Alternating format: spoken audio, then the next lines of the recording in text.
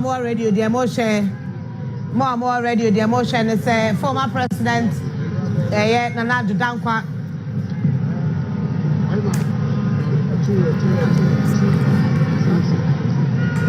And Nana Addo Dankwa Akufo-Addo. I call Chia president and Afe vice president. Nana Addo Dankwa Akufo-Addo. No, sorry, no who said the day our Nipadimu. I said, well, who no dia. Yana for dear. Okay, what's it? I'm too. I'm who?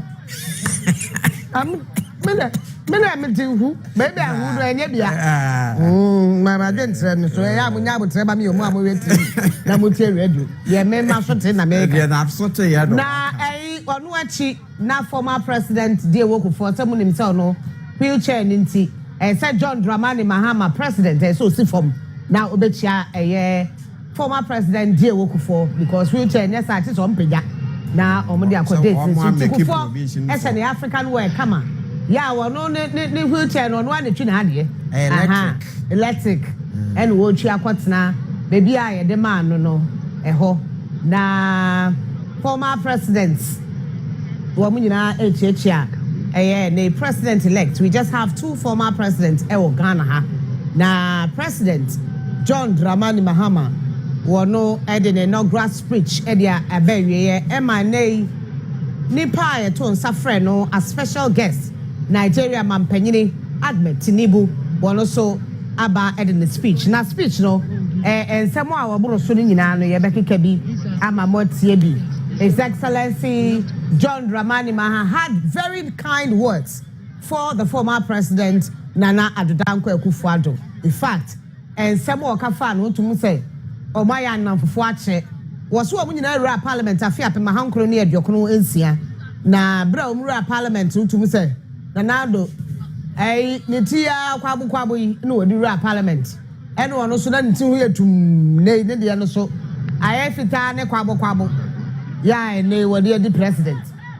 Now, or her said, ya, or announce fancy or parliament now, or no kwan and I don't want to me fair or no. John Dramani Mahama, Johnny. What friend John is as highlighted. And then Ebesile. Enti wo ye namfofo na enye ne wonwa said ya na wo ye adwuma parliament say wo me no obi adina afa na afa na so wo nyina atumi ababe yo mempanyi na de anika wo ne say ebra na Addo Dankwa Akufo-Addo ewi ni Ghana abendwa no ana say abato no that was in 2016 no president no abe former or hand over edema na Addo strangely or no so abe hand over back to ono John Dramani Mahama indeed. History apostle the NTS speaker yebeto. Distinguished dignitaries, the heads of states and presidents from various countries to come to congratulate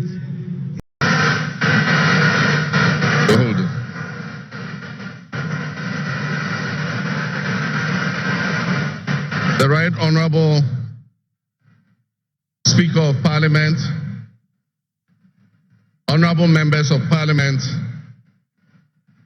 Her Excellency, the Vice President of the Republic of Ghana, Jane Nana Opoku-Agyeman, Her Ladyship, the Chief Justice, Your Excellency, Bola Ahmed Tinubu, President of the Federal Republic of Ghana, and special guest of honor for this occasion, Your Excellencies, Presidents, Heads of Government and Development Agencies, Your Excellency Nana Addo Dankwa Akufo-Addo, and former Presidents, Your Excellency Dr. Mahmoud Bawumia, distinguished invited guests, ladies and gentlemen, my brothers and sisters, I wish you a good morning, and we give thanks to the Almighty God on this occasion. Our Father who art in heaven, we thank you for giving us this day, a day that offers me, your humble servant, a unique opportunity to work to reset our dear country, Ghana. 32 years ago, on January 7th, Ghana made its first and most successful democratic transition. A handshake and a smile. And he is perhaps the only person in my life who has persistently chosen to call me Johnny. While we belong to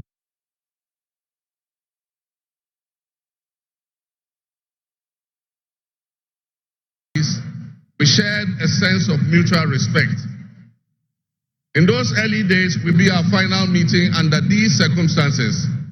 And as I look back on the journey we have traveled together, two much younger men who entered Parliament together with a full head of black hair and you with the same bald head and round eyeglasses, I have to say that you have without exception been a worthy opponent. I extend my warmest wishes to His Excellency, the former Vice President, Dr. Alhaji Mahmoud Bawumia. It was a grueling campaign, and we gave it our all. Your sportsmanship in making an early concession eased tensions and contributed to the early conclusion of the electoral contest. I wish you all the best in your endeavors. My brothers and sisters, the world in which Ghana exists today, as I begin this presidency, is not the same world in which we have lived under other presidencies. There are tensions and conflicts that have not previously existed between nations. These tensions and conflicts place pressure on alliances to decide where we will support. There's a seismic shift happening within the system of global economic dominance.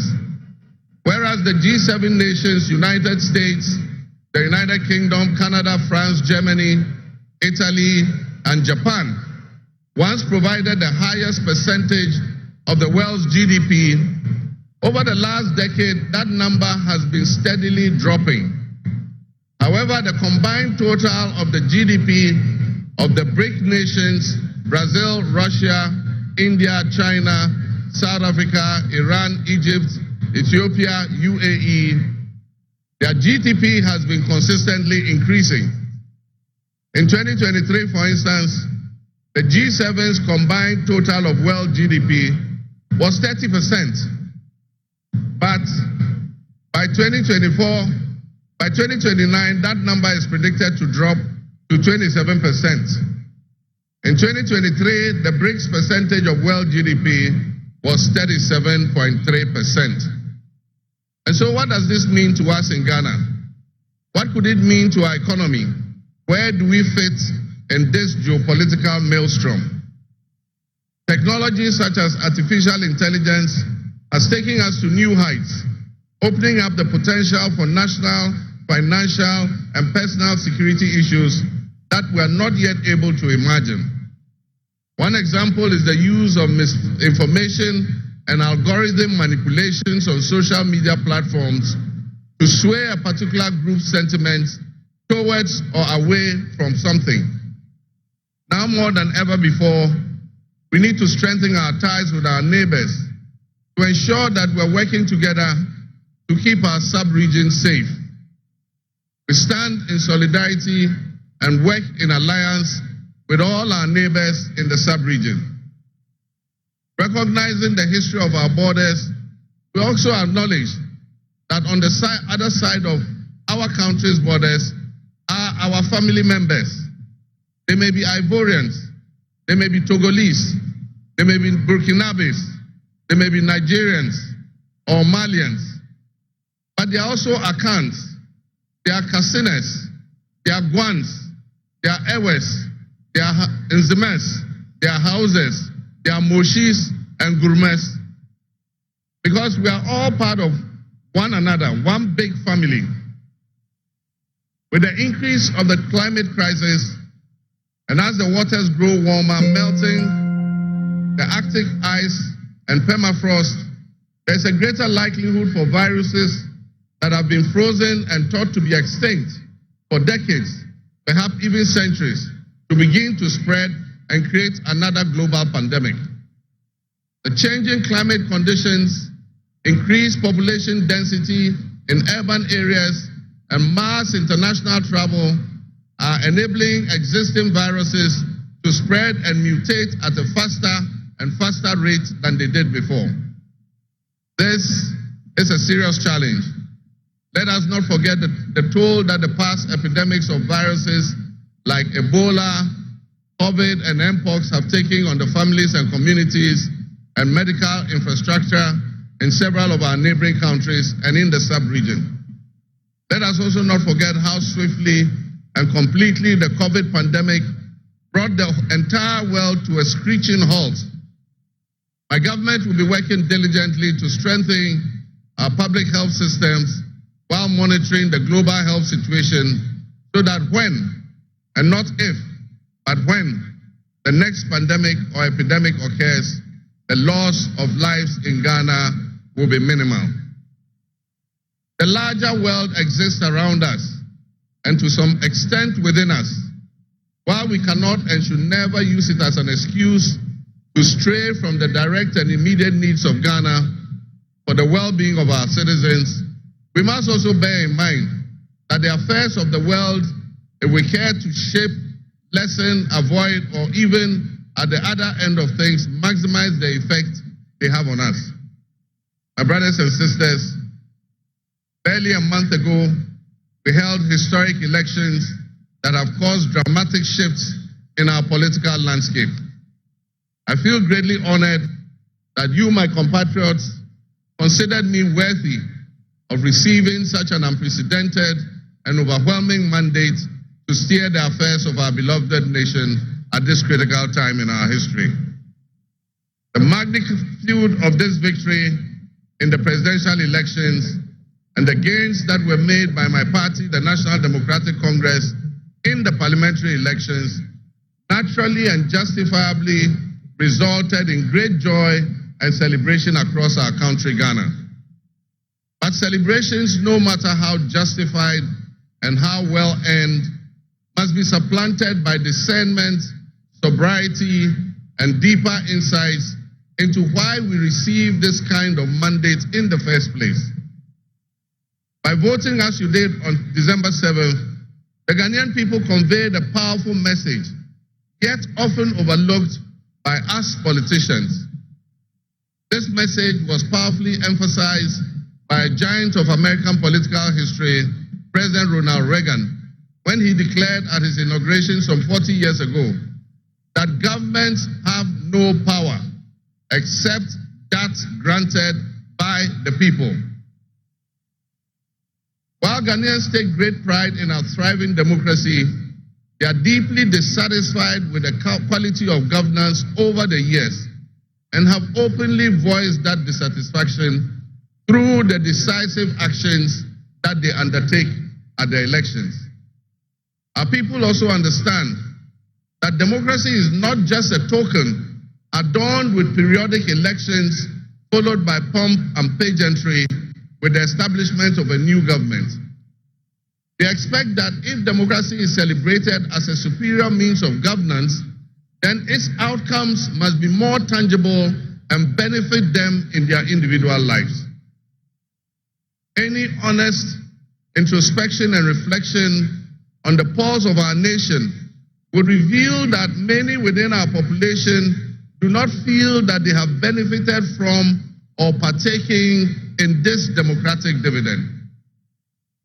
Where people buffeted by severe economic crisis and hardships, and in the last few years, we have lurched from crisis to crisis. But there is hope on the horizon. Today should mark the beginning of a new opportunity, an opportunity for us to make a difference in our governance and our economic management. We shall reset our dear nation, Ghana.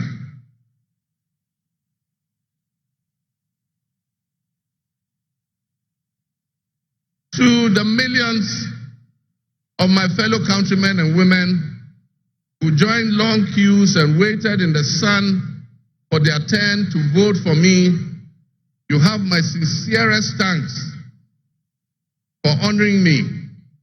My firm, immutable assurance is that your votes will matter in the work that I'll do to make a difference in the destiny of this dear nation of ours.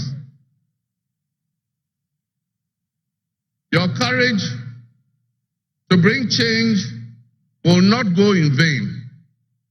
Our nation was born with much. I intend to always tell you the truth.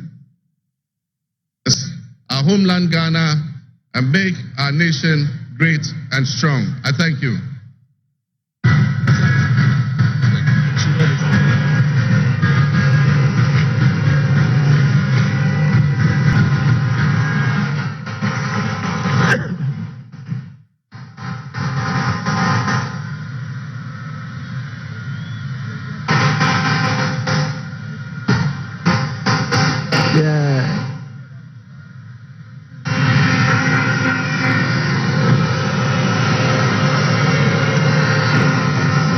Members,